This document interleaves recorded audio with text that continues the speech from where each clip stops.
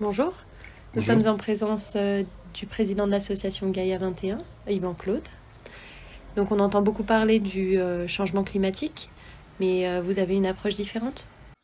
Alors effectivement, le changement climatique, c'est un sujet à la mode, on peut difficilement y échapper. La réalité, aujourd'hui, donc les données scientifiques et les rapports les plus récents montrent qu'on est sur une trajectoire d'augmentation. En gros, on tape sur plus 10% d'augmentation des gaz à effet de serre d'ici 2030, alors qu'on est censé réduire. Donc on est parti sur une augmentation. Et après, il y a des données qui sont claires, comme par exemple, on vient de vivre le mois de mai le plus chaud depuis 4000 ans, 4 millions d'années, pardon, c'est pas pareil. Et il y a 4 millions d'années, les conditions de vie sur Terre ne permettaient pas de vivre. Donc c'est un petit peu où on en est par rapport à notre production de CO2. Et l'approche que je voudrais, l'éclairage que je voudrais donner par rapport au changement climatique, maintenant, c'est la relation entre le changement climatique et la consommation, et les biens de consommation courants. Et trop souvent, on parle du changement climatique d'un point de vue générique. Je ne vais pas vous parler de l'augmentation de la température qui entraîne la fonte des glaciers, qui entraîne l'augmentation euh, des océans, qui va entraîner les réfugiés climatiques. Je ne vais pas vous parler de ces données que tout le monde connaît. Je ne vais pas vous parler de 70% des espèces qui ont disparu depuis 30 ans et qui vont continuer à disparaître. Euh, Ça, c'est des données que tout le monde entend, mais c'est des données qui sont lointaines finalement pour la population. Ce qui est intéressant de comprendre, c'est la relation entre le changement climatique et votre vie quotidienne. Ça veut dire quoi? Dans votre vie quotidienne, vous faites des achats et l'achat de base que tout le monde fait, c'est manger. Et il y a un impact, une relation au changement climatique et votre assiette. Ça veut dire la sécheresse. La sécheresse, ça a un impact sur les sols, ça a un impact sur l'eau. Ce sera, on le sait, l'enjeu majeur à venir. Euh, Aujourd'hui, avec la sécheresse, il y a une tension forte sur les prix parce que vous aurez de plus en plus de mal à trouver certains produits. Certains produits vont disparaître et il est probable que les prix vont augmenter de manière significative dans un avenir très proche, savoir maintenant, et que bah, vu que les revenus n'augmentent pas en conséquence, à un moment donné, vous allez vous poser des questions du style ma salade qui coûte X, maintenant qu'elle est Y, comment est-ce que je fais pour l'acheter? Comment je vais m'en sortir? Ça, c'est une dimension qui est fondamentale. Et lier le changement climatique à l'achat de biens de consommation courante, c'est vital pour que les gens comprennent que c'est pas un truc lointain, c'est leur réalité. Ça veut dire que si il n'y a pas quelque chose qui est fait à ce niveau-là, peut-être que vous ne pourrez plus manger ce que vous mangez. Votre repas préféré, bah, c'est fini, c'est trop cher, ou alors il n'y a plus, parce qu'on ne peut plus produire, parce qu'il il fait trop chaud, parce que les sols sont abîmés. C'est très important de comprendre ça. Et après, il y a des choses que vous voyez, hein, parce que si vous habitez dans la région, bah, vous voyez bien que bah, les glaciers, bah, le Mont Blanc, il ne reste pas grand-chose.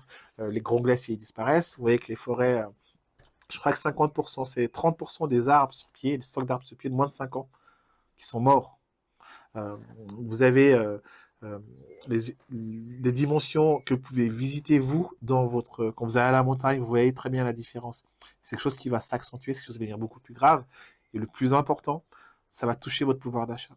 Ça va toucher la quantité ou même les choses que vous pouvez acheter.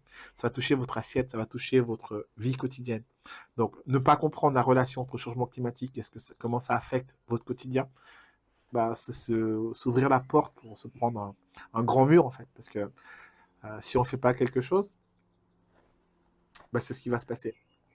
Et on est sur une décennie critique, c'est-à-dire que sur les 10 ans à venir, c'est soit on est capable de faire prendre un vrai virage, soit on n'est pas capable. Et si on n'arrive pas à prendre ce virage, bah, je sais pas, on va manger des barres chimiques parce qu'on ne pourra plus avoir de nourriture.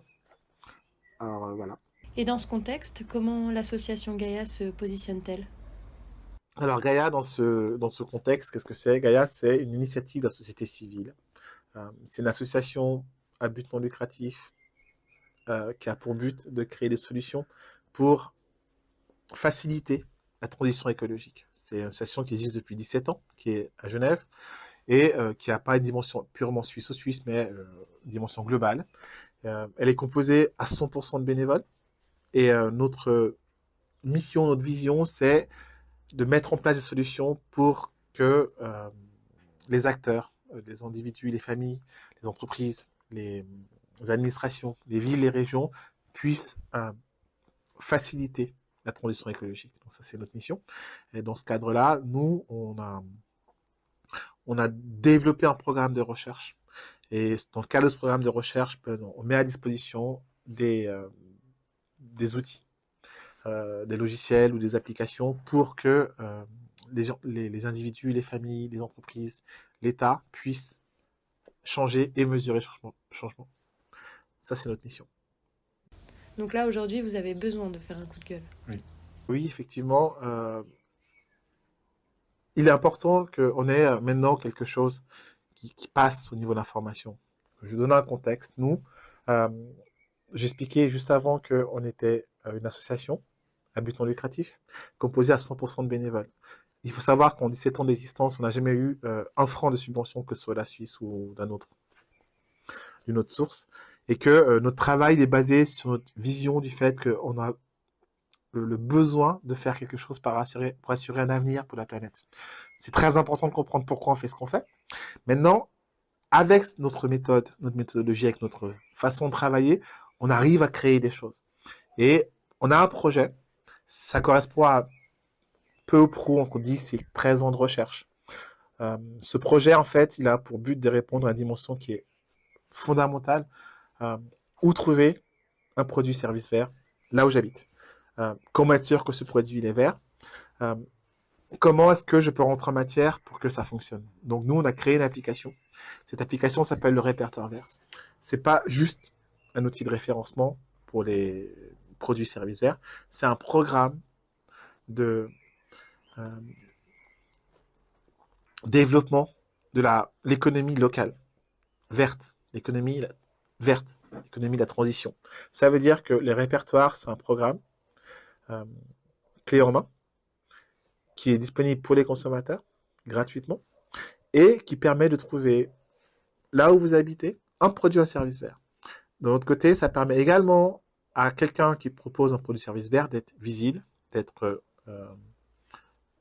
identifié et de pouvoir trouver des clients. Il y a plusieurs dimensions par rapport à ce projet. Il y a une dimension qui est également égalitaire parce que si vous n'êtes pas une grande enseigne et que vous n'avez pas les moyens de faire de la publicité, que vous n'avez pas les moyens de faire appuyer sur les bus ou d'avoir un site internet, mais que vous fabriquez, je sais pas, des confitures par exemple, vous avez la possibilité de vous inscrire sur le répertoire vert et d'avoir votre profil avec vos confitures au même niveau que les autres. Donc vous êtes visible, vous pouvez vendre. Donc, du coup, c'est pour favoriser le commerce de proximité.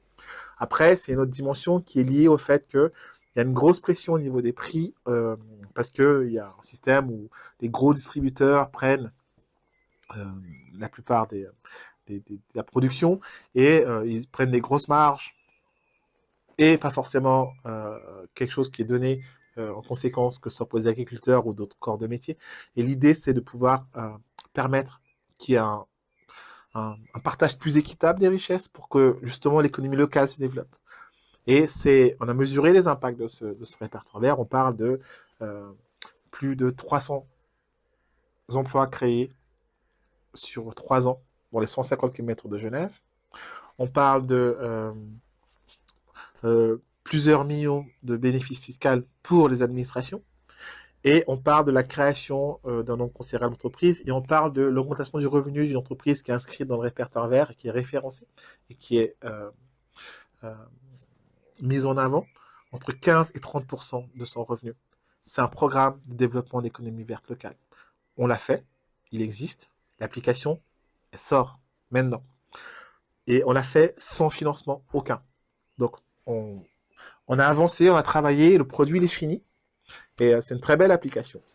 Et nous, naïvement, on a pensé que, OK, on n'a pas demandé d'argent à l'État, on a fait notre projet, on a avancé dessus, et le résultat, il est concluant, il est intéressant. Et donc, du coup, on a contacté toutes les administrations en disant, voilà, nous, on aimerait bien lancer ce répertoire. Dans notre modèle de travail, on a analysé ce qui se passait avant. Donc, il y a plusieurs répertoires qui ont été créés depuis plusieurs années. C'est tous des sites internet pratiquement. Et ce qui est récurrent, c'est qu'il n'y en a aucun qui marche. Donc, on a regardé pourquoi ça ne marchait pas, puis on a créé une solution en termes de déploiement de l'outil, ou en termes de design, ou en termes de fonctionnalité. Pour correspondre à ça, on a fait toute une démarche, c'est pour ça que ça a pris une dizaine d'années, on a interrogé la population, on a vérifié ce qui se passe ailleurs. Donc, on a un truc qui est extrêmement mature et très poussé.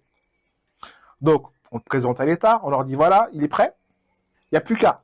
Et en plus, vous n'avez pas besoin de le financer parce qu'il est déjà là. Nous, ce qu'on vous demande maintenant, c'est de prendre le projet en main et de le mettre, d'organiser dans les 130 km, tout le monde, chaque commune, chaque ville, un événement où la population vient. Il y a des affiches avec un QR code, ils prennent le QR code, ils ont le répertoire. Les acteurs de la ville, les régions qui proposent pour les ils viennent sur la place du marché ou ailleurs.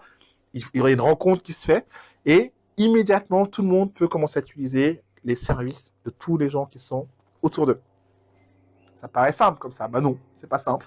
On était abasourdis parce que je crois que sur je sais pas combien de communes en fait dans toute la région, les 130 km entre Genève et la Suisse, parce que ça touche d'un côté la Suisse, de l'autre côté la France. Ce qui est ressorti de notre mailing, de nos contacts, c'est que on a plusieurs niveaux. Hein. Ça passe de ça m'intéresse pas le développement durable. Non, donc je suis un élu d'une commune où je suis une administration, je suis payé par mes contribuables, mais je peux dire comme ça m'intéresse pas. Ok, on a eu. J'ai pas le temps, je suis occupé. Oui, on verra plus tard parce que j'ai des choses qui sont plus urgentes. Alors moi, j'ai une question à poser. Donc vous avez quelque chose qui crée l'emploi, qui développe du revenu, qui développe l'économie de proximité et qui réduit l'impact environnemental et qui s'attaque à des dimensions fondamentales. Alors moi, j'ai une seule question à poser aux communes, aux administrations qui m'ont répondu ça. Vous avez quoi de plus important à faire que donner des emplois, donner du travail à des gens, développer l'économie, permettre aux gens d'avoir une vie décente, et développer l'économie verte et permettre d'avoir une réduction de l'impact du CO2. On a parlé du changement climatique avant. Donc si vous avez quelque chose de plus important à faire, montrez-le nous parce que je ne comprends pas, parce que vous avez quelque chose qui est déjà là, qui est prêt.